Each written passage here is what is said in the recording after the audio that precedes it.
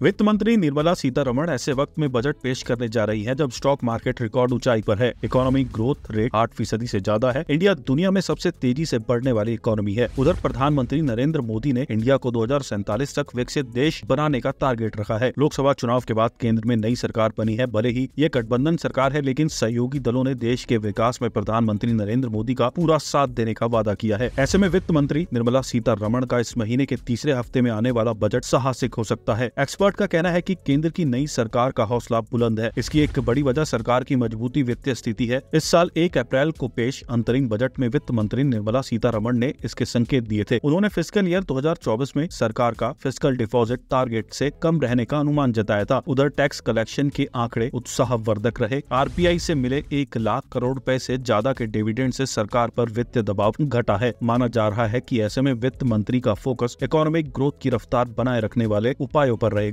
वित्त मंत्री निर्मला सीतारमण इंफ्रास्ट्रक्चर पर फोकस जारी रखते हुए कंज्यूमर स्पेंडिंग बढ़ाने के उपाय करेंगी। इसका व्यापक असर न सिर्फ इकोनॉमी पर पड़ेगा बल्कि स्टॉक मार्केट को भी मजबूती मिलेगी। ब्लूमबर्ग के एक सर्वे के मुताबिक इस साल के अंत तक निफ्टी 50 के 26,000 अंक पर पहुंच जाने की संभावना है। इस साल अब तक ये इंडेक्स 12% चढ़ चुका है। इससे स्टॉक मार्केट ने ऊंचाई का नया रिकॉर्ड बनाया। तेज इकोनॉमिक ग्रोथ का मतलब है कि रोजगार के मौके बढ़ेंगे। कंजप्शन की ग्रोथ बढ़ाने के लिए रोजगार के नए मौके बनाने होंगे। जेफरी फाइनेंशियल ग्रुप ने अपनी रिपोर्ट में कहा कि वित्त मंत्री निर्मला सीतारमण यूनियन बजट में इस बार समाज के सभी वर्गों का ख्याल रखेंगी। वही पूंजीगत खर्च बढ़ाएंगी, सामाजिक योजनाओं के लिए एलोकेशन बढ़ाएंगी। बजट में अफोर्डेबल हाउसिंग, इलेक्ट्रिक व्हीकल्स, ग्रामीण इलाकों, छोटे उद्यमों के लिए बड़े ऐलान हो सकते हैं। साथ ही इस बार कम इनकम वाले लोगों और मिडिल क्लास को टैक्स में राहत मिल सकती है। प्रमुख उद्योग चैम्बरों ने वित्त मंत्री को मिडिल क्लास पर टैक्स का बोझ घटाने की सलाह दी है। उधर ग्रामीण इलाकों में लोगों के हाथ में पैसे पहुँचने के लिए सरकार पीएम किसान सम्मान निधि का पैसा बढ़ा सकती है।